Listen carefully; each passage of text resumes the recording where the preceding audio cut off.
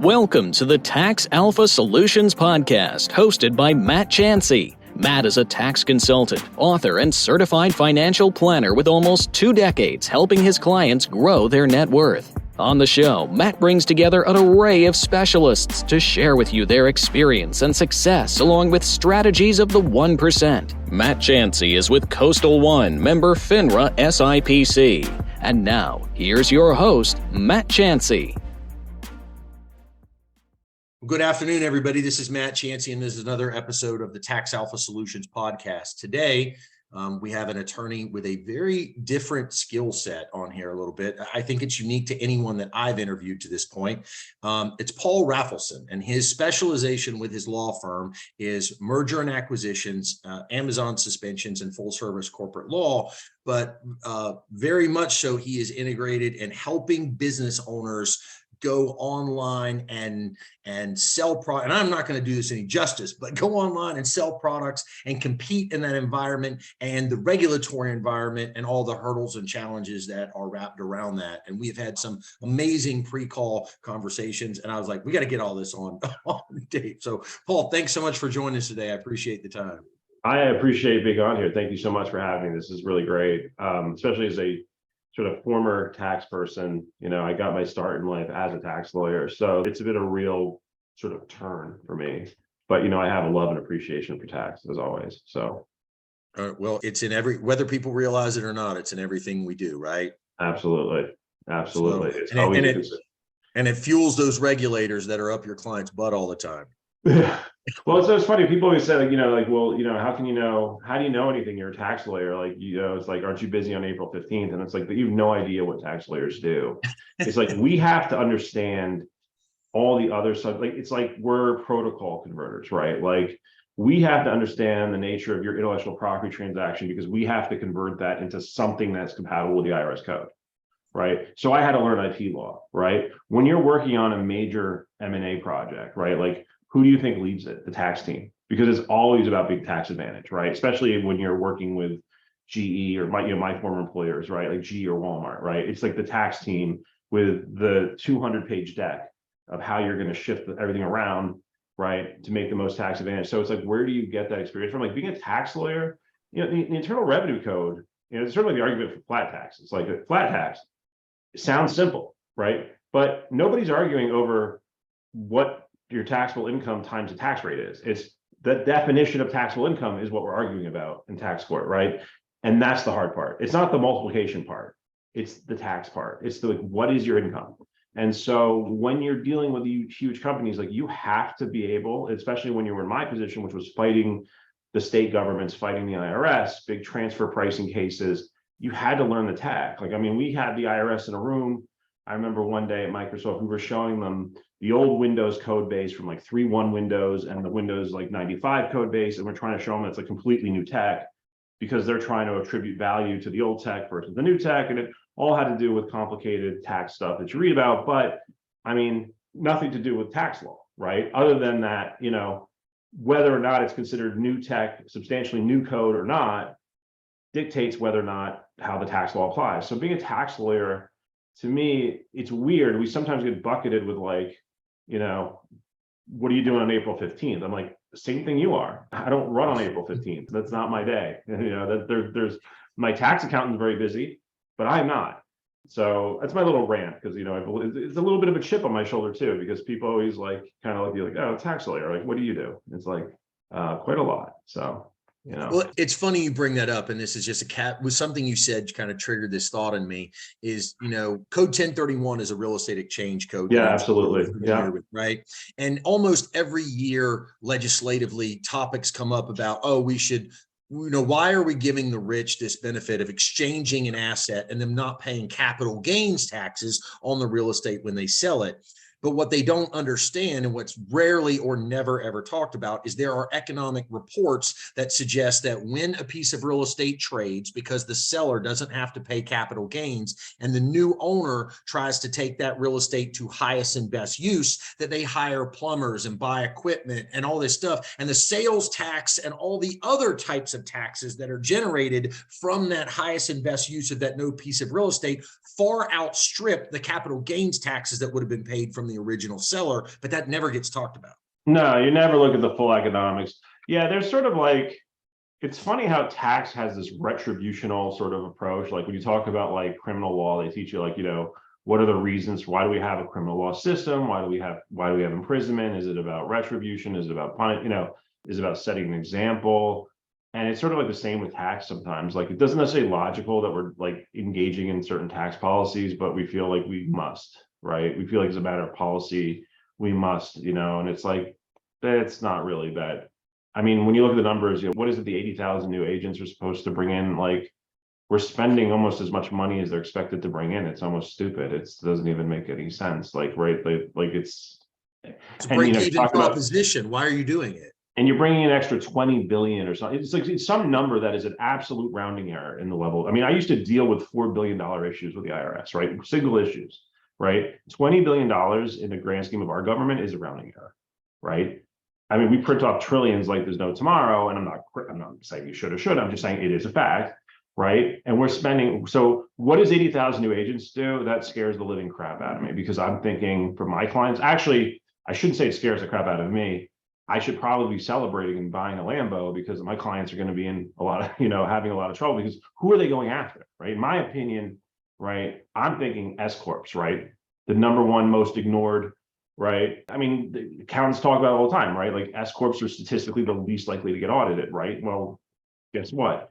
I mean, if you look at how many audits 80,000 agents could handle, even if it's not all 80,000, I get it, it's not all 80,000, but like, it's a lot.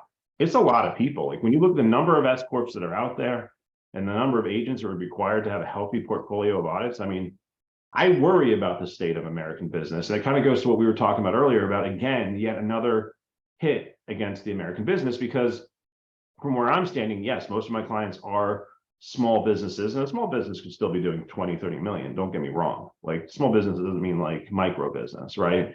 We deal with business of all sizes, but a lot of our competition is in China, right? A lot of our clients struggle as they became more successful online, working with factories in China.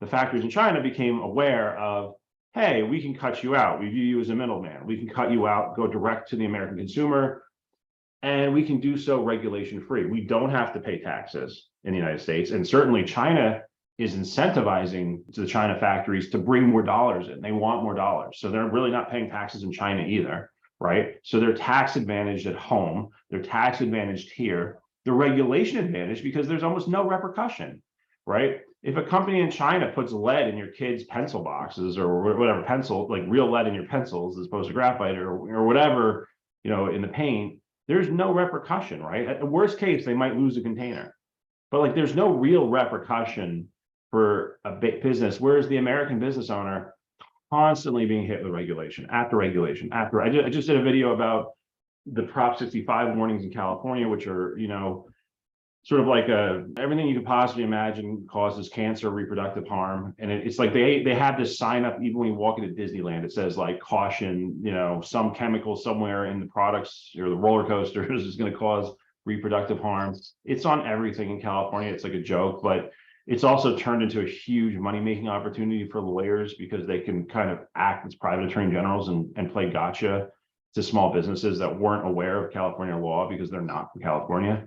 So, I mean, it's like we get it from the states, from the federal, everywhere. It's just we're overregulated as a small business. And every politician who says we're friendly to small is a liar. Like I've learned that over the last 5 years. Like they're all lying. They do not care about small businesses. Small businesses, unfortunately, need to do more to protect themselves.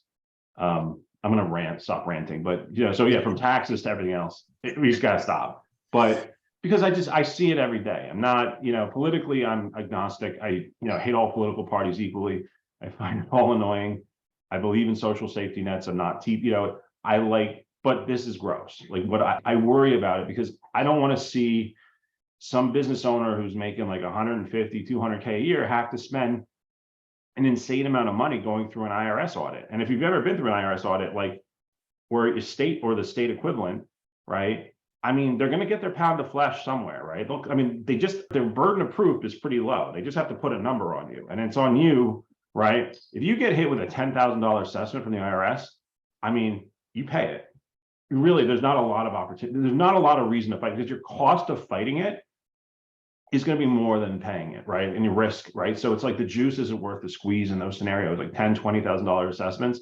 Like, unless it's really obvious and you're, if somebody's just really like, do it in one shot. I mean, most of the time, if you're going to tax court, like, you've already lost. We had a call on when we talked before, you said, hey, you have clients reach out to you all the time for like things that are like, $4 or $5, $10,000. And then you're like, hey, go settle this for me and solve this problem. You're like, sure, for 30 grand, I'll solve your $10,000 problem. They're like, they don't understand it's not free. Right. I mean, that's the thing, right? There's a cost to legal. There's a litigation cost. We call the hazards of litigation, right? So Illinois, when I used to fight with Illinois, so I fought, when I used to work for big companies, like when I was at GE and Microsoft, like I'd fight with IRS, I'd fight with the states. Illinois was one of my favorites. I mean, they would just play dirty. They would just throw anything at it. I mean, they would take the most absurd interpretations of their law, or like literally the opposite, kind of like what we saw with the sales tax thing. So they just take these crazy interpretations and they pin it on you because you're GE or because you're Google or because you're Micro, right? So like, what are you going to do? Like, you're going to fight them. And they know, like, if they put a $10 million assessment on, Google, let's say, just pretend, right? For $800 to $1 million, $1,000 to $1 million, Google will probably settle that case 10%, even if it's totally bogus. Like, that's nuisance value. It's one, that amount is irrelevant to Google. It's a rounding error. And two, it's the hazards of litigation. Google figures we're probably going to have to spend X amount of dollars on lawyers to fight it, which can get really expensive, especially in tax cases. So let's just, pay the nuisance value. So auditors are very good at playing with nuisance value. So, maybe they hit you up with 100,000, they're willing to settle for 20. I'm just scared. I worry about the small business owner. I could shift back into controversy and I think I'll be busy for the rest of my life, but I don't like that kind of law. I don't like practicing law in other people's misery. I prefer to help companies grow. So it's not really what I want to happen. Like, I prefer small businesses. Well, let's talk about that. Let's talk about not talk about tax controversy. Let's talk about what you like doing and what you do, why you left your cushy corporate job to do what you do today. Let's talk about that. So that's an interesting story. So what we do is we help Amazon and e-commerce businesses, but a lot of whom are Amazon or I'll say they're multi-channel, but let's say, because Amazon, through its huge network of warehouses and distribution centers, built what we kind of call the e-commerce railroad. A lot of our clients, there'll be 70% of their business or more, sometimes 90% Amazon, and then the rest might be on their website, aka Shopify is what we call it, or eBay or Walmart.com's marketplace. But Amazon is the big dog, right? So most of our clients are what I would call Amazon reliant e-commerce businesses. So a little bit about my backstory. When I was in law school, I don't want to say 20 years ago, I don't think it was that long, but it might have been close now because I realized it's already 2023. And I've been telling this story for a long time. So yeah, maybe about 20 years ago, I started selling on the internet. I was an online seller. I was flipping DVDs, other things I get my hands on, selling on, not even on Amazon initially. It was like eBay, half.com. Wait a minute. Were you the guy doing the Girls Gone Wild videos? No. I said flipping DVDs, not making DVDs. Because that was a thing 20 years ago. Yes, absolutely. I remember those commercials, like absolutely. That was the guy at the private jet. No, it was never that lucrative to flip DVDs. Like, well, what I would do was like, okay, so I started out on a Black Friday, let's say, okay, and I could buy like The Simpsons, the box set, right, season 1. Normally that's like a $50, $60 DVD, but like on Black Friday, you could pick it up for $15, right? So I'd max out my credit cards, like, which were crazy limits, like 20,000, 30, and buy all of them, right? And from there, it just snowballed into finding things through the Walmart clearance rack, but just whatever I get my hands on. I used to sit, because you had to send everything media mail, it was very manual. I used to sit on the floor at the Philadelphia post office. I just sit on the floor and like sit there with my books while they would have to like literally process 150 of my orders in a day. And it would cause these jam ups, especially during the holidays. You'd have these lines going out the door because I basically monopolizing one of the people hated me. Yeah, I got some dirty looks when I walked out of the post office. And what do they call that when you buy at a discount at a retailer and you turn around and resell it online? Retail arbitrage. When I did it, it was not called that. They called it scamming on the internet. Like literally people would see me buying all this stuff. Like, are you going to scam it on the internet? I'm like, I don't know what the scam is in legally selling it for more than, I mean, you're selling it to me for this. And I want to sell it to the internet for that. I don't understand the scam of it. But yeah, now it has a fancy name. It's called retail arbitrage. And I have clients who make. What percentage of the market today do you think is a retail arbitrage business model? Still pretty high. I mean, I think it's a lot. It's an entry point for a lot of our clients. So even a lot of our clients became brand owners. Like they started in retail arbitrage. I would say, I mean, volume, if you're talking about dollar volume wise, I mean, I don't have a way to measure it. I'm just kind of curious when you bring it up because I see people promote and talk about that stuff online, and I'm just curious. it's probably, from my perspective, it's probably 40 or 50%. I've never actually broken it down, but it's a lot. I mean, it's probably, a big part of our business is helping people who resell. I mean, we have clients who make anywhere from $100 to $1 million a year in profit reselling. I mean, we have clients who make less than 100, obviously, but I mean, like, it's lucrative. Like, you can go to TJ Maxx, and it is a gold mine. If you know what you're doing, if you're using apps like Scan Power, and you have the will and the fortitude to go through the process, but there's a lot of risks and headache that goes along with it. Brands don't like, for example, brands hate that you resell their products because you're breaking their minimum advertised pricing policies, right? You're posting lower prices online. So you get scary letters saying that you're breaking the law, and it's kind of questionable. So there's a lot of headache that goes through it.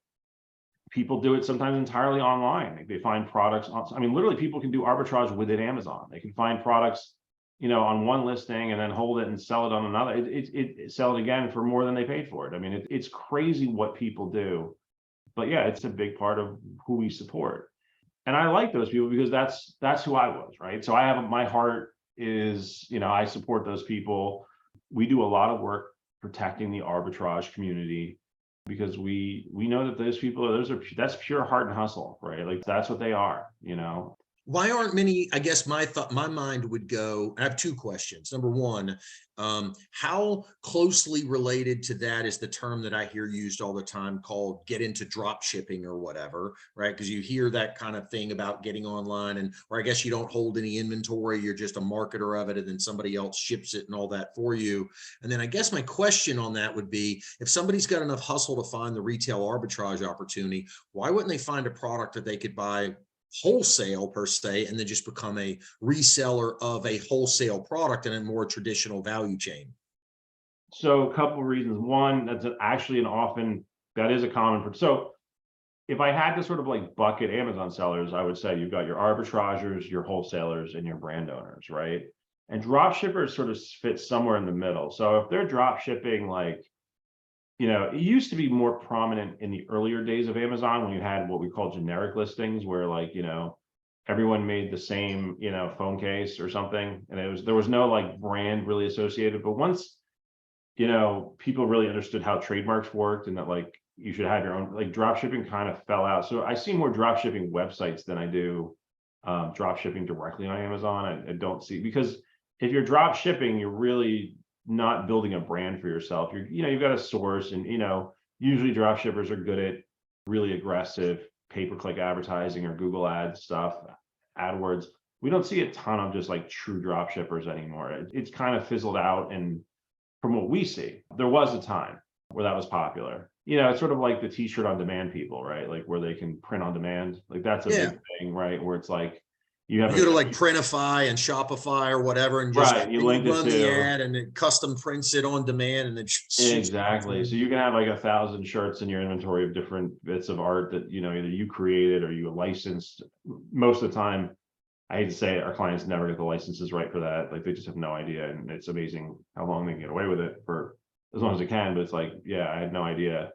Like you had no idea that the Pokemon guy was copyrighted. You thought that was okay to just put on a t-shirt?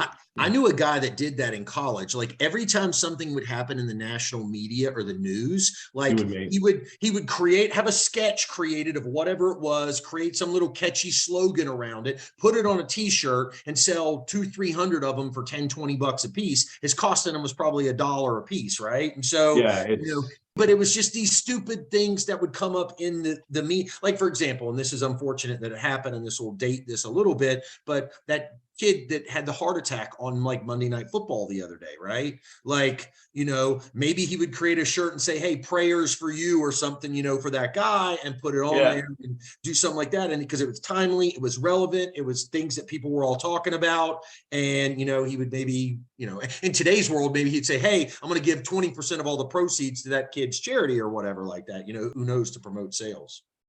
Yeah. That's the strategy, right?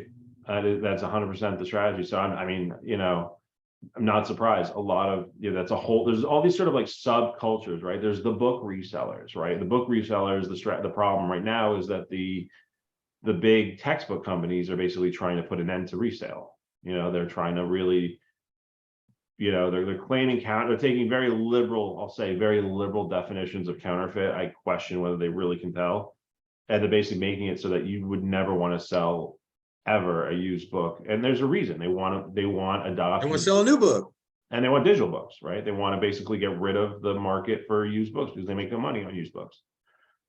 Where's the FTC? I don't know on that. It's just amazing to me.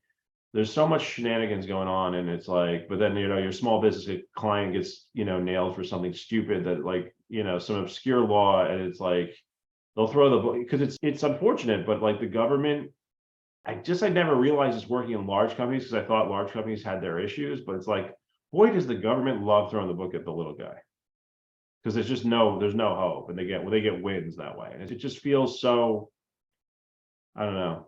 Look at the sales tax issues that we were dealing with, where, like, I don't know, millions of Amazon sellers were falsely accused of sales tax avoidance by like a number of states. And we actually just won a court case on this in Pennsylvania and said the whole thing was unconstitutional from the start. But it took 5 years to even get a court to acknowledge that. Meanwhile, I can't even tell you the pain and trauma. I could show you articles in the Tribune about a woman her name is Isabella Rubinas. Google her, Rubinas, read the Tribune article about how she lost, California took thousands of dollars out of her bank account the day before Christmas, right? This woman had already had a business destroyed by COVID. She barely had anything left. They took the last few remaining bucks out of her account. The thing is, she's not from California. She lives in Illinois. So how is California going into Illinois and taking people's money? Because they're violating our constitutional rights, and there's no remedy. Like, the remedy is impossible. We've been trying for 5 years to get really good remedy. We've got one in Pennsylvania, but like, it doesn't do us any good in California. We can't even get in the court. Like, we can't even get her day in court. They're just kicking us out. They're like, federal courts can't hear these cases. You have to pay whatever they say and, go through a court case, and years later you might get a refund. It's like, and we're challenging that very concept. But it's amazing to me that you can have your constitutional rights violated to that extent. You have no remedy, no practical remedy at all. We are a country founded on the idea that tax tyranny is wrong, right? We were literally, we threw tea into the harbor because of taxes. And yet tax oppression has been like at the forefront. That's what took me out of big corporate and into this space, because I saw a community of people who were doing what I was doing, Amazon selling, e-commerce selling, right? Years ago, getting accused of tax evasion. I'm like, I know for a fact this is wrong on so many levels. This is illegal, it's unconstitutional. And that's what drove me into the market and said, I want to help these people. And from going in under the tax side, I learned, oh my God, these people aren't just they don't just have tax problems. They have like intellectual property problems. They have like corporate structure problems. They don't even understand how LLCs work, right? They don't know like what an S corporation is, or, it's like, there's this just general, like, basic, what I would consider to be basic, has somebody who was an LM in tax and then who's worked for people, I would consider very baseline, basic stuff that they're just totally missing. And it's like thousands, tens of thousands of people. It's actually millions, learn, but it's like there's nobody helping these people, nobody with that kind of legal experience of like 50 states and international. Because if you have that background, honestly, why would somebody making $300,000 be a year in profit and be my client when, my former client might be like GE, right? Why would I go help that person? It's like, for most lawyers, that's how they're going to look at it, right? I took this personally. I took it as an attack on me. I took it, when they were accusing these sellers of tax evasion, I'm like, I was that seller once, right? I sold DVDs across America without collecting sales tax for many years in the early 2000s.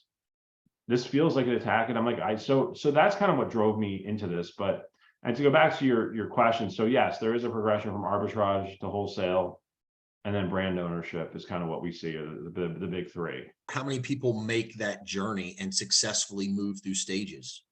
I assume thousands and thousands of people. I mean, there's Well, probably I just mean based on what you see, right? Like I know you can't quantify that and nail it yeah, down. no, I mean a like, lot do, and a lot do that. Some, you know, what I think I'm more impressed with is there was a lot of pressure in the last few years. A lot of people say, you know, Amazon doesn't like the resellers and the arbitrage. Amazon absolutely loves the arbitrage. I give credit to the arbitragers who stuck with it because I think they learn to scale their business, which is not easy to scale. Like, how do you scale a business where every day you don't know where you're going to find inventory, right?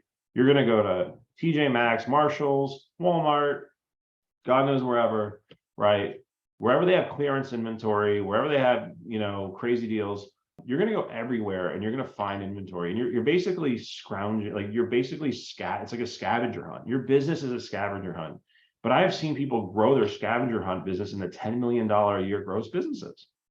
So it's pretty impressive, right? I mean, if you think about it, right? Like, a lot of hustle. It's a lot of hustle. They hire people. They're so attention to detail. I mean, they know they order gift cards. You know, they try to pay for everything with gift cards so that as much as they possibly can, because they can get the gift cards at a discount, right? You can usually buy. So you buy, you know, you go to a website that sells gift cards at like 10% off using your credit card. So you get the credit card points, but then you're also getting the 10% on the gift card. Then you use the gift card to buy the inventory. So you're finding your ways to keep your margins. They're finding creative ways to keep their margins down. They hire, you know, they just hire people. They hire people, and then they give the gift cards to their staff, and they hire people, and they go out and they just go to every TJ Maxx within a 100-mile radius. You know, it's like in every Marshalls, and they're looking for.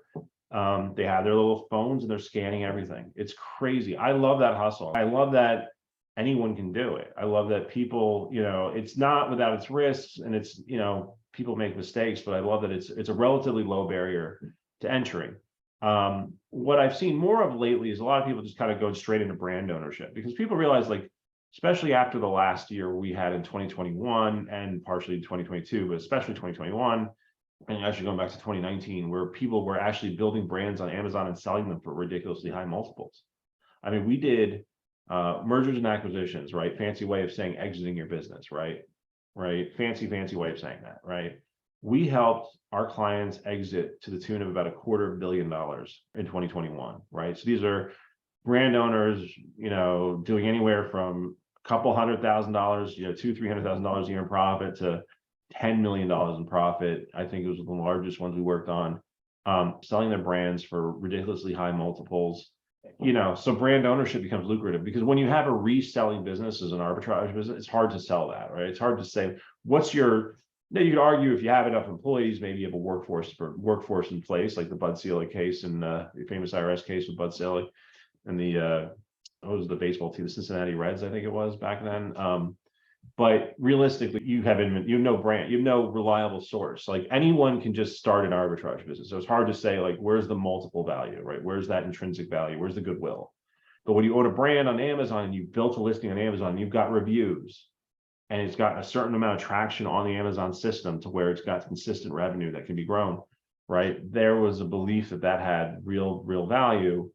And companies were getting private equity funding to buy these companies and aggregate these companies. And so we were seeing, you know, 6, 7, 8 multiples coming out some of these deals, which was pretty high for these businesses, these relatively unsophisticated businesses. Did you believe what you knew, that those valuations made sense, or it was like absolutely 100% you want to be on the sell side of that?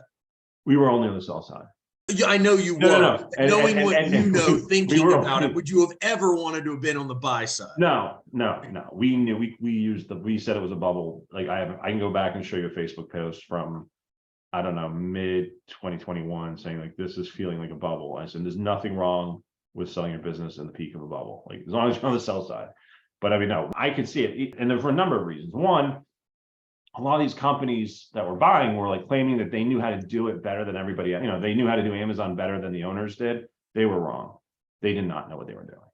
They totally just made that up. They had no clue. They just thought, how hard could it be, right? If you could run 1 Amazon brand, you can run 20. How hard could this really be? Well, it turns out it's actually really hard. They're like, I have an Ivy League degree in something, something, something, and I have hedge fund money or private equity money. I can figure out how to sell widgets on it. Yes. You may not have heard of this lowly brand owner. It's called economies of scale. And the brand owner is looking at like, you have no idea what you're getting into, but okay. What I always told them, I just told my clients, I said, look, the part is just make sure whatever cash you get on the front end is enough, because the earnout's going to be a total disaster. And it was. Yeah. And they had fair warning. Like I told every client, like I've been on podcasts about this. Like, I'm like, those earnouts are garbage. You're never going to see them. And for the most part, I think the 21 who sold in 2020 had a good chance of seeing at least one, because nobody wanted to admit that they were like screwing it up, pardon my language, in 2021 when the market was really bubbling, because they wanted to be competitive. So if anyone had a reputation for not paying earnouts in 2021, they may not have lost out on deals. So I think they were probably subsidizing earnouts in 2021, but by 2022, when the whole, when it all came falling apart, a lot of earnouts did not get paid. So I always told my clients, I said, if you're not getting this earnout, it means you're going to jump off of Brooklyn Bridge. Don't do the deal. It's not for you. You got to get that cash up front. That's all you want. Like, don't take everything you get from them today is what you need.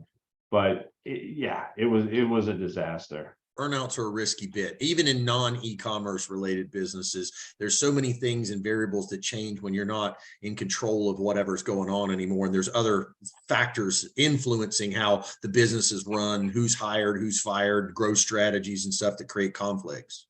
And people think like that, as a lawyer, like I'm gonna write some magic words that are gonna make it better. Like, you know what? All the magic words in the world that I can write ain't gonna make money grow on trees. If they don't got the money to pay you, you ain't get paid. Like, you can sue them, you can try, like, okay, but then, okay, let's say your earnout's got to be a lot, right? If your earnout is a couple $100,000, I mean, are you going to go, like exit M&A litigation, aka exit litigation, probably one of the most expensive forms of litigation out there. I mean, the discovery could be, God knows, it's just God knows what it could cost, right? Like, well, I do know what it costs. It costs hundreds of thousands of dollars. So who's going to risk hundreds of thousands of dollars at the chance of getting hundreds of thousands of dollars when, and if you lose, by the way, you've got to pay their legal fees. So you may actually lose double what, it's just, your earnout's got to be really big for you to even think about litigating, right? So right then and there, I'm like, if your earnout's not substantial, if we're not dealing with millions and millions, but then if it is millions and millions, it's like your earnout, like most of these companies were, have creditors who have priority over you, and probably have, liens on the assets, and they're not, we would try to get liens on the trademarks and liens on the image and say, we would have priority, and they would be flat out, no, our creditors need that. We're not giving you that. And you explain to them. So if you have no priority, no anything, and you're just a creditor standing in line, like, suing maybe is the biggest waste of your time. You might win in principle, but again, you can't make the money grow on trees. You can't make money appear out of nowhere. The lawyers don't have the power to do that. And I think a lot of litigators sometimes forget to tell their clients that, because I've seen some lawsuits and I'm like, I wouldn't have filed that. Do they forget to tell their clients that, or is it part of their business model to omit that piece of information? I'm not going to be critical of litigators. I know very good litigators. I think it's, but it's in the range of outcomes. It's possible. I mean, it depends on who the litigator is. The litigators I work with, I feel, have very strong moral compasses who, understand the concept of what we call the negative value claim, and or the juice not being worth the squeeze, as I often say, right? It ain't worth it to litigate, right? So don't do it. But plenty of times I've seen the opposite, right? I've seen the litigators, I'm like, why are we filing this lawsuit? Like, really? Like there's nothing here.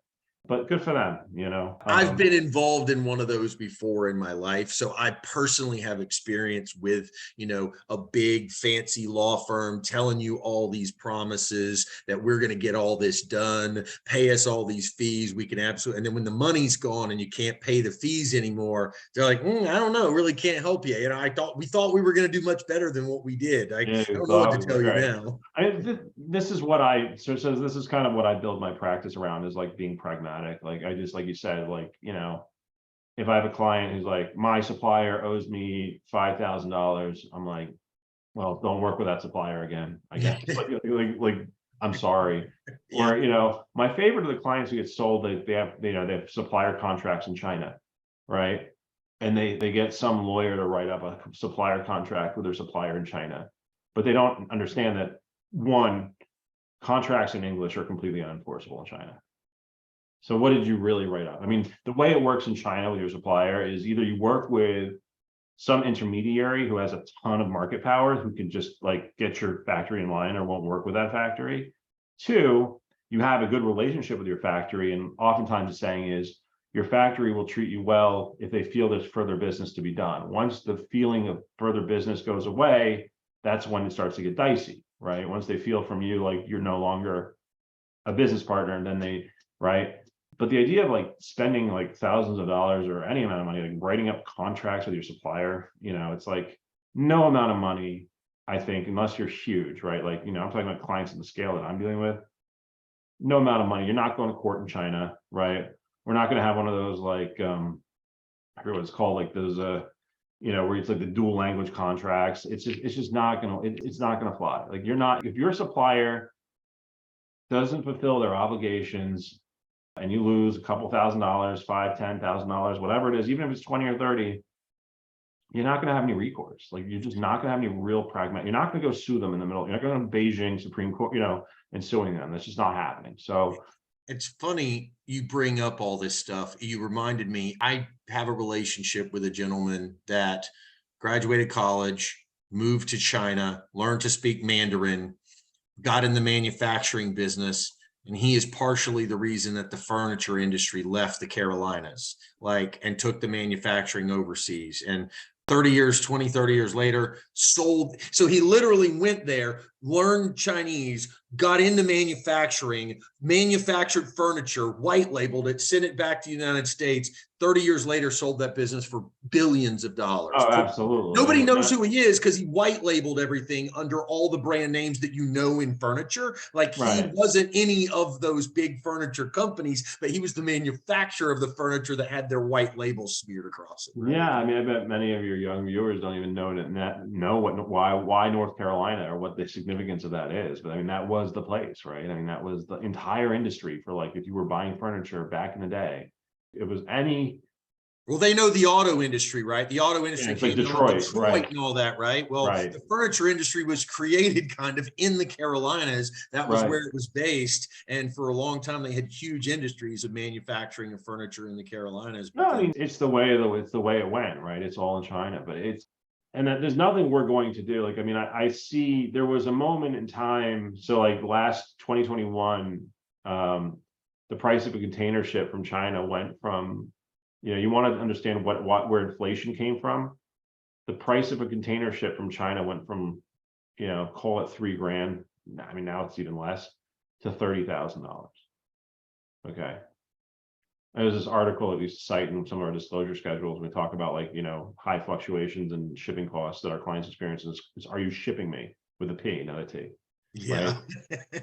So I mean, just imagine. I mean, it was crazy, right? I mean, you want to know where some of that inflation had come from, which is now subsiding, but the inflation of goods is it was $30,000 to ship a container. The ports of Los Angeles were not running they were not running anywhere close to capacity. The trucks could not get in. Our clients were screaming mad. They were getting charged fees for having their containers sit on the docks for long periods of time because the trucks could not they had to dial this phone number. It was like dialing Ticketmaster in the 80s, you just get the busy signal over and over again, but the trucks had to literally dial this number to try to make an appointment to pick up a container, and it was impossible. So with that being said, has anybody looked to be, I guess you would call it onshore now, knowing that logistically all these problems could happen with offshoring in China? Have people started to onshore and do manufacturing and stuff here today? So there's a lot of talk about Mexico now. So there's a new look. People are looking at Mexico. The problem is what my sources tell me, my people who are smart and have MBAs in supply chain stuff and logistics, and are way smarter than me, is they say that to some extent that might, be helpful. But one, the price of containers have come back down now. So now they're even lower than they were before they spiked, right? So it's never been cheaper to ship from China. Keep in mind, the U.S. government used to subsidize shipping from China, by the way. That was part of the reason why drop shipping was so successful, is because we actually subsidize the price of mail from China to make it more competitive. I mean, it's crazy stuff. But anyway, back to the point. It's so yes, we have people looking at Mexico now. So Mexico is kind of like they're trying to make like Mexico the North American China. I don't think that that's going to happen. But from what I hear is realistically, I mean, just when you talk about raw materials, like raw, like the stuff that makes your stuff, like the stuff that makes the plastic, the stuff that makes like China just has that down. They have the extraction down, they have the quantity of it. I mean, like we just don't have that infrastructure to even start producing at the scale of China. So yeah, if you're a small Amazon seller, you might be able to find something and source it out of Mexico and maybe get a reasonable rate on it. But like at the grand scale, it's not like it's happening anytime soon. I mean, and China's efficiency in manufacturing. I mean, the other thing is that, because it moved to China, and Apple said the same thing. It's like they've become highly efficient at it as well. So it's just, I don't think it's coming back on shore.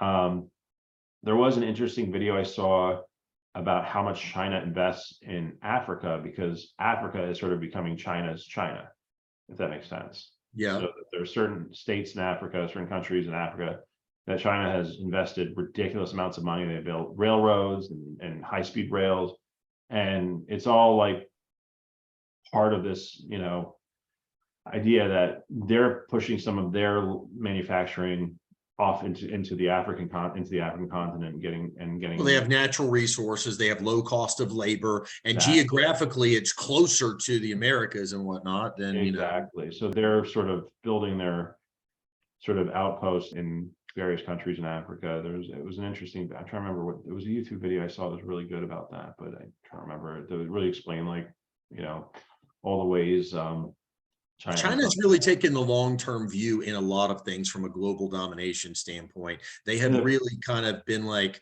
not going directly at it, but going kind of around the way and playing the slow game, being very patient about, making themselves indispensable in so many different deals in so many different ways.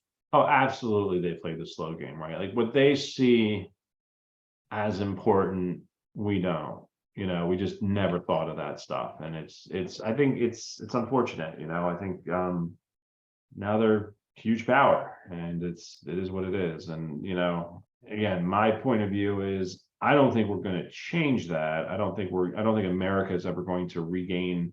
I think there's this national security case for subsidizing manufacturing in America, right? In certain scenarios, right? Microchips, right? Semiconductors, like that we should never be having short, we have to think about, during the pandemic, we found out that a lot of our medicine was made overseas and there's some supply chain problems there, right? Well, we should be making pharmaceuticals in the United States, right? We should have our domestic supply chains set up and spending money, even if it doesn't make a profit. As a matter of national security, we should be built for making certain things, at least a certain quantity of things in the United States, and keeping some of that knowledge in-house. What I think frustrates people in China is it just feels like the IP theft, right? Like that, our ideas, I've had so many clients just on a small scale level, right? I mean, this happens on such a global scale, but it's like, I've had clients who've won Shark Tank, right? And then within weeks, their product is, they'll have a patented product and it'll be on Amazon or eBay. Thank you for listening to another episode of Tax Alpha Solutions, brought to you by Matt Chancey. We hope you enjoyed listening to this week's guests and insight. If you liked what you heard, please consider subscribing wherever you listen to podcasts.